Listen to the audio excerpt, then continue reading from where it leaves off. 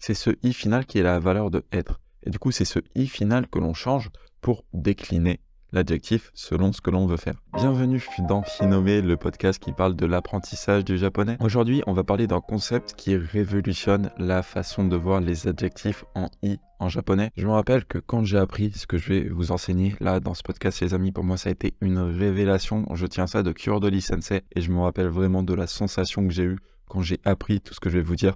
Pour moi, ça a été une révélation. Ça a vraiment fait un déclic dans ma tête. C'est un petit peu ce déclic que j'ai envie de vous partager. C'est quelque chose qui va vraiment vous aider à mieux comprendre le japonais de manière plus intime si vous apprenez le japonais, voilà.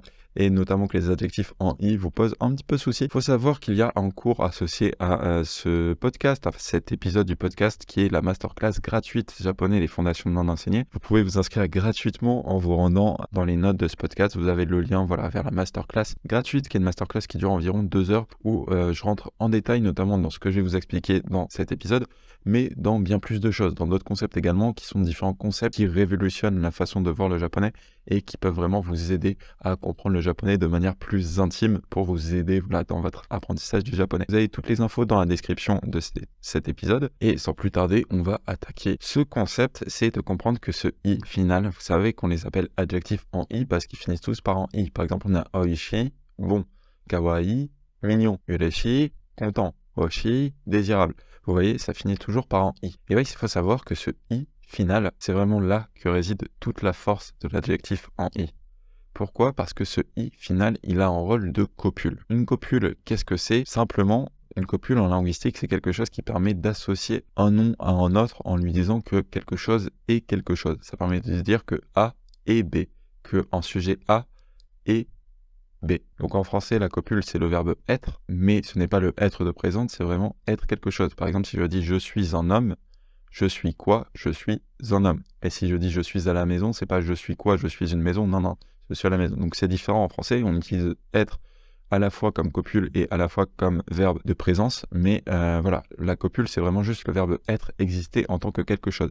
Eh bien, ce i final, par exemple dans oishi, eh bien, il a une valeur de copule. C'est-à-dire qu'il a une valeur de être. Et ça, qu'est-ce que ça veut dire ? C'est-à-dire que oishi, pour simplifier, on le traduit par bon. On dit que ça veut dire bon. C'est bon, au goût, c'est bon. C'est délicieux. Voilà, on dit c'est délicieux. Mais en vrai, plus que délicieux, ça veut dire être délicieux. Être délicieux. Pourquoi ? Parce que comme je vous ai dit, ce i, il a une valeur de copule. Il a une valeur de A et B. Donc si vous dites gohan ga oishi, vous dites le riz est bon. Le riz est bon. C'est grammaticalement correct. Vous pouvez mettre en maleux, donc un point après le oishi, et votre phrase est grammaticalement correcte en japonais à ce moment-là. Là, certains remarqueront peut-être qu'on peut également dire oishi desu, oishi desu, gohan ga oishi desu. C'est vrai que c'est quelque chose qui se fait, mais le des qui est utilisé ici, il n'est pas utilisé pour sa valeur de copule, il n'est pas utilisé comme verbe être, il est juste utilisé pour décorer oishi et le rendre poli. Vous savez qu'en japonais, on a grosso modo, allez, pour simplifier à l'extrême, on va dire 2 registres de langue. Vous avez le registre neutre et le registre qu'on appelle tenego, le registre poli, donc en desu et masu. Il faut savoir que le langage neutre, c'est oishi, point. Vous pouvez pas dire oishi da pour dire être bon, entre guillemets. Ça ne se dit pas. C'est grammaticalement faux. Pourquoi ? Parce qu'on a ce i final qui comporte déjà le rôle de être. Mais quand on veut être poli, effectivement, on peut dire oishi des. Mais c'est pas qu'on utilise des pour dire être, c'est juste qu'on utilise des pour rendre le mot poli. Voilà, c'est juste le petit piège qu'il y a au niveau des adjectifs en i, c'est que la forme neutre, elle se termine par en i, mais la forme poli se termine par en des. Pour vous montrer que c'est ce i qui possède la valeur de copule, la valeur de être, eh bien, quand on veut nominaliser un adjectif, donc c'est quoi nominaliser un adjectif ? Un exemple en français, ça serait de passer de rouge, donc rouge c'est l'adjectif rouge, une voiture rouge, à la rougeur. La rougeur, donc l'intensité du rouge ou le degré de rouge. La rougeur, vous voyez, c'est le nom qui est dérivé de l'adjectif. Eh bien, pour ce faire, en japonais, on passerait de akai, donc akai, être rouge, c'est l'adjectif rouge, à akasa, où on remplace le i final par en sa. Ça, c'est la nominalisation. Et vous voyez que quand on enlève le i final pour le remplacer par en sa, eh bien, on perd la valeur de être rouge. Akasa, c'est pas être rouge, ça veut dire la rougeur, c'est un nom. Donc ça n'a plus la valeur de copule. Ça perd la valeur de copule. Et ça, c'est super puissant à réaliser. C'est-à-dire que quand vous avez un adjectif en i, c'est ce i final qui est la valeur de être. Et du coup, c'est ce i final que l'on change pour décliner l'adjectif selon ce que l'on veut faire. C'est également ce i final que l'on change, par exemple, en que, pour passer, par exemple, de oishi à oishike, pour le transformer en adverbe. Et on passe ainsi d'un adjectif à un adverbe. Donc pareil, on perd la notion de être. Quand vous dites oishike, ce n'est plus être bon, ça veut dire bonnement. Ça fait bizarre, bonnement. C'est la version adverbiale tout simplement de oishike. Alors ça peut perturber un petit peu, mais c'est une forme en fait que vous allez utiliser généralement pour la connecter à autre chose. Par exemple, à la forme en nai. Pour dire ce n'est pas bon, ce n'est pas bon. Comment est-ce qu'on dit ça? On dit oishike nai. Oishike nai. Vous voyez, on a transformé ce i final en que, et ensuite on a attaché l'auxiliaire nai pour dire ce n'est pas bon. Je vous rappelle que si vous voulez en apprendre plus là-dessus, notamment si vous voulez les graphiques qui sont associés avec le tableau qui est associé, vous avez la masterclass dans la note de ce podcast qui rentre un petit peu plus en profondeur sur tout ça avec des tableaux et sur d'autres concepts associés. Et voilà, ça c'est super puissant à réaliser que les adjectifs en i, en vrai, leur pouvoir est vraiment détenu dans ce i final. Ce i final, il a une valeur de être, et qu'est-ce que ça fait? Ça fait que ce i final peut se décliner. En fait, c'est ce i final que l'on change pour obtenir les différentes formes des adjectifs en i. La forme négative, on remplace le i final par en que, on attache nai. Pour le passer à la forme en t, pareil, on le passe à cette forme adverbiale, donc oishi, on le transforme en oishike, et on attache te. Oishike te, oishike te. Donc c'est vraiment ce i qui subit la transformation pour recevoir les différentes déclinaisons. Et c'est ce i qui possède la valeur de être et du coup qui permet d'utiliser les adjectifs en i de manière indépendante. Ce qui fait que les adjectifs en i en japonais, comme vous pouvez le voir, sont très proches de verbes. Vous pouvez les utiliser à la fin d'une phrase pour créer une proposition complète. Si vous dites Gohan ga oishi, votre phrase est absolument complète et grammaticalement correcte. Et dans ce cas-là, ça donne une phrase très proche de, par exemple, une phrase comme Watashi ga otoko desu. Watashi ga otoko, plutôt on va dire da, on va laisser à la forme de neutre. Watashi ga otoko da, je suis un homme. Gohan ga oishi, le riz est bon.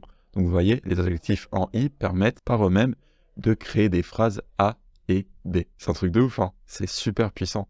Et un autre truc bon à savoir avec les adjectifs en i, c'est qu'il y a certains adjectifs en i qu'on oublie que ce sont des adjectifs en i, mais qui se comportent exactement de la même manière. Déjà, dès qu'on passe un adjectif ou un verbe à sa forme en nai, il faut savoir qu'à la base, c'est un adjectif qui veut dire qui n'existe pas. Qui n'existe pas. Donc, quand vous dites par exemple kawanai, vous passez de ke, acheter, à kawanai, ne pas acheter, eh bien kawanai, c'est un adjectif en i. C'est un adjectif en i. Et vous pouvez l'utiliser comme tel. Par exemple, si vous dites kawanai mono desu, ça veut dire c'est une chose que l'on n'achète pas.